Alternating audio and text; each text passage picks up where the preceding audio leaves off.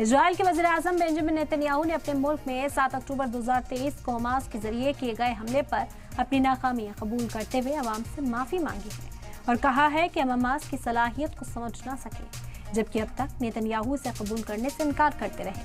Netanyahu ने अपने मुल्क के 1200 लोगों के कत्ल की माफी तो मांग ली, लेकिन सवाल यह है कि इस 1200 लोगों की मौत के मुकाबले गाजा के 40,000 लोगों की जान लेने वाले नेतन्याहू को क्या कोई पछतावा होगा और क्या इसके लिए कोई माफी मांगेंगे? आज की बड़ी बहस में बात इसी पर करेंगे कि फिलिस्तीन का गुनहगार। बहस का आगाज करें, लेकिन उससे पहले ये रिपोर्ट देखिए।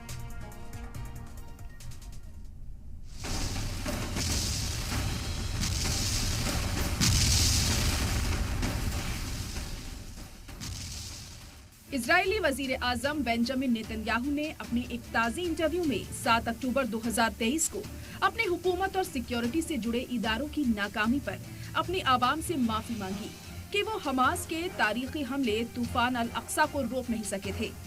अमेरिकी मैगजीन को दिए इंटरव्यू में नेतन्याहू ने कबूल किया कि हमास के हमले को रोकने में वो नाकाम रहे और इसी वजह से मैं माफी मांगता हूँ। नेतन्याहू ने कहा, बेशक मैं माफी मांगता हूँ, जो कुछ हुआ उस पर दिल की गहराइयों से माफी चाहता हूँ। नेतन्याहू माजी में इसकी जिम्मेदारी कबूल किए बगैर हमास को तबाह करने के बारे में जोर देते थे।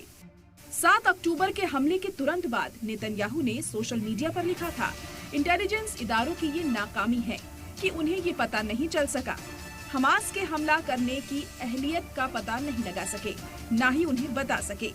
हालांकि नेतन्याहू ने अपने इस ट्वीट को जल्द मिटा दिया, क्योंकि कुछ लोगों ने एतराफ किया था कि इससे अहम डिफरेंस पैदा होगा।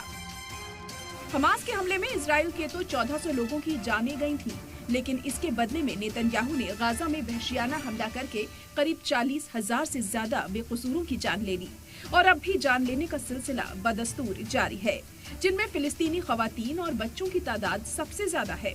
अब सवाल ये है कि क्या 1400 की मौत का बदला लेने के लिए 40,000 लोगों को मारना जायज है? हाल के सालों में जंग का सामना करने वाले सीरिया, अफगानिस्तान, यमन, इराक और यूक्रेन जैसे मुल्क में कहीं भी इतनी बड़ी तादाद में बच्चों की जान नहीं गई है जितनी बड़ी तादाद में गाजा में बच्चे मारे गए हैं। लाखों लोग रिलीफ कैंप में रह रहे हैं, हजारों घर जमींदोज हो चुके हैं। गाजा में बचे हैं तो सिर्फ गम, आंसू और रिश्ते जख्म।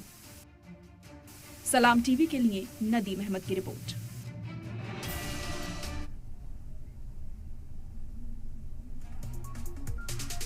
नेतन्याहू ने हमास के हमले को न रोक पाने पर तो माफी मांग ली है, लेकिन सवाल ये है कि फिलिस्तीन में जिस तरह से बेकसूरों की जाने गई हैं, क्या उस पर भी माफी मांगेंगे? कई अहम सवाल हैं, उन्हीं का रुख करते हैं।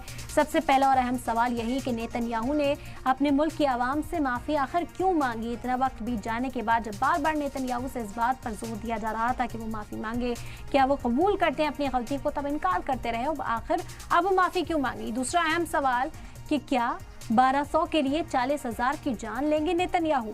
क्या इस रवैये को ठीक ठहराया जा सकता है? तीसरा अहम सवाल, क्या सस्ती थी 40,000 फिलिस्तीनियों की जान जो इस तरह से उनकी जान ले ली गई और ये सिलसिला लगातार जारी है?